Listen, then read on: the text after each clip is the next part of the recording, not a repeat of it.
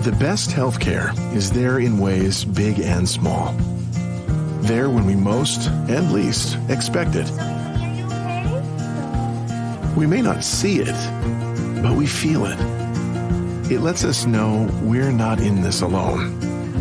Everyone deserves a healthcare partner who never quits. One who's there for what matters. United Healthcare. There for what matters. It's Not Your Fault is a podcast for parents, caregivers, and young people navigating the world and its challenges. Here's your host, Brandon Jones. Greetings, and welcome back to another installment of It Is Not Your Fault, a teen mental health podcast. I am your host, Brandon Jones, and on today's episode, we are talking about parents overthinking, and that being one of the leading causes of your stress. Parents overthinking being one of the leading causes of your stress. The last podcast that I put out was very successful. Semi went viral. How about that? Semi went viral. We were talking about the burnout of parents and the stressors. And one of the things that I mentioned, but I didn't go into a deep dive in, was the overthinking that parents do when it comes to their children. This is one of the main causes of stress for many parents is our own processes that we have, our own thinking. Sometimes our thinking leads to anxiety, leads to levels of fear. It leads to us butting in and causing more problems than that actually may even be there, believe it or not. So in today's episode, I want to do a deep dive in that overthinking and hopefully give some reassurance to parents that sometimes our own thought processes are what gets in the way. So in that, I wrote an article. Of course, I like to give you this in audio form, but also in a visual so you can copy and paste and take portions of it with you and use it in your own conversations or your own personal or professional development. And you can find that piece on the Facebook group. All you have to do is search It Is Not Your Fault, put that into Facebook search, and you can find It Is Not Your Fault podcast, probably easier. You can find the podcast, go ahead and like us on Facebook. Be sure to chime in with things, ask questions there, things of that nature. You'll find the article, you'll find previous episodes and other cool things from the Shit That Makes Me Laugh network right there on the Facebook page. So let's get into this. Let's talk about the overthinking that parents do when it comes to developing their children, raising their children, making sure that their children are safe and engaging. Parental overthinking is a common experience. It often stems from the deep desire to ensure the best for our kids. We always want to make sure that our kids are doing the best they can do, that they're well taken care of, and that they're not causing any harm or strife in the community. We want to make sure that our young people are, not sensational. Yeah. We want to make sure they're just doing this well. I can't talk this today. I don't know what's going on. But our desire to ensure that our children are being the best they can be can manifest itself into many different forms of challenges and situations. There are three that I want to focus in on today. The first one is rumination. The second one is worrying about the future. And the third is what we call decision paralysis. See, I couldn't talk. I don't know what's going on. I can't talk today. Decision paralysis. These are the three common types of overthinking that parents find themselves in when it comes to their children. Now, rumination or ruminating is just those consistent thoughts that happen over and over and over again. Typically, they're reminders of the past. So people are dwelling on things that took place in the past, and they're bringing them up in current times, and they're thinking, oh, I should have did this, I could have did that. It's almost the shoulda, coulda, wouldas. And it's important for us to understand that when those past things happen, sometimes we got to let those things rest. We got to let those things be what they're going to be for us to move forward. So rumination, its characteristics are dwelling on the past, worrying about decisions that were made, or regretting actions regarding parent choices. So you did something you didn't want to do, and boom, it's still showing up in how you feel and how you think today. The impact that it can have is it can lead to anxiety, it can lead to stress, and it can hinder your decision making. When you're constantly thinking about, oh, I should have never let them go to that party. Since I let them go to that party, the X, Y, and Z happened. It's all my fault. What is the solution for rumination or ruminating thoughts? Well, focus on the present actions and their immediate impact. Engage in mindfulness practices to stay grounded in the now. Sometimes you just got to let what has happened go. Focus on today, focus on the now, so you can move forward to the best of your ability. I know it's not easy. I know it's not, you know, the thing that you want to always do because you always want to correct those mistakes. But as they say, hindsight is 2020 and all those good sayings that we have. Sometimes it's best to just let those things go. Let them go. The next thing we're going to talk about is worrying about the future. Now, worrying about the future is characterized by consistent concern over children's future success, safety, and well being.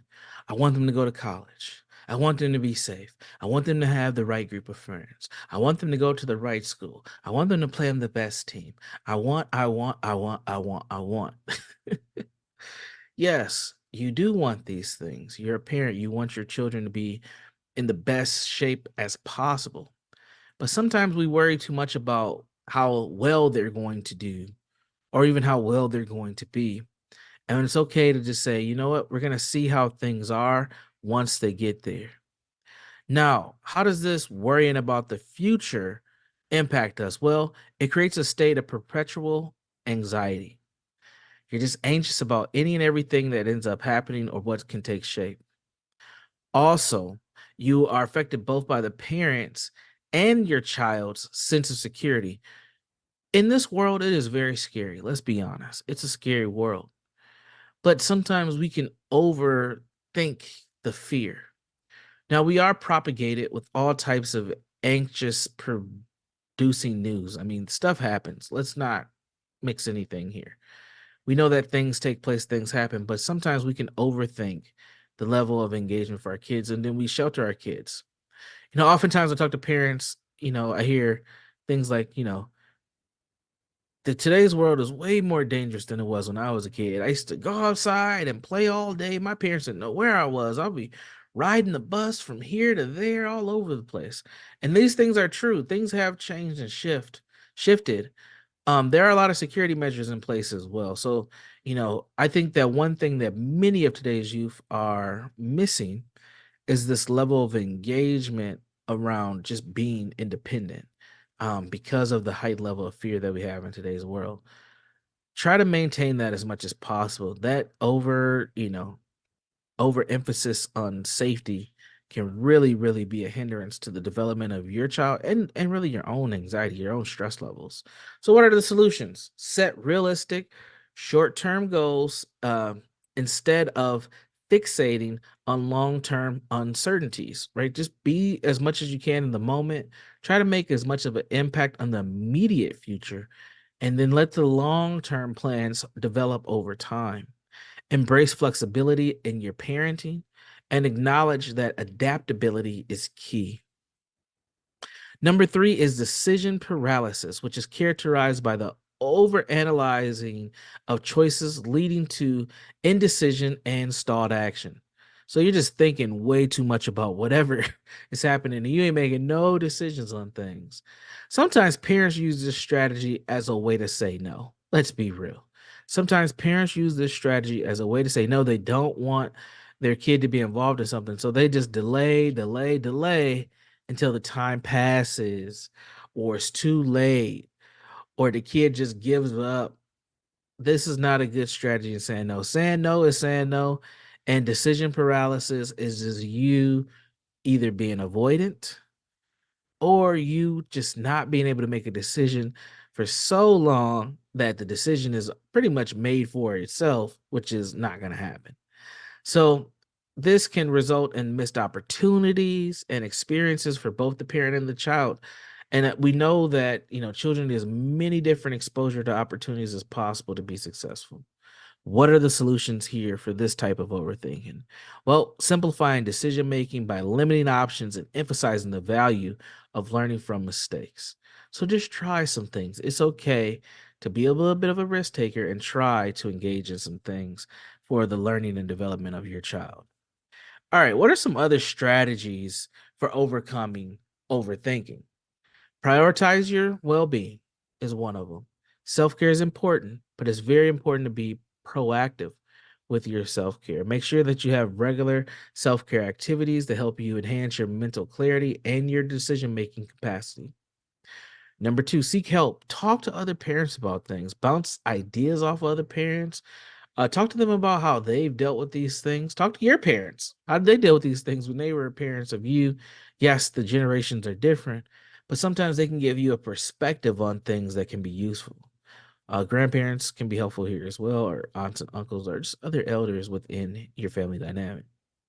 Set boundaries. Define clear limits on how much time you spend pondering decisions in future scenarios.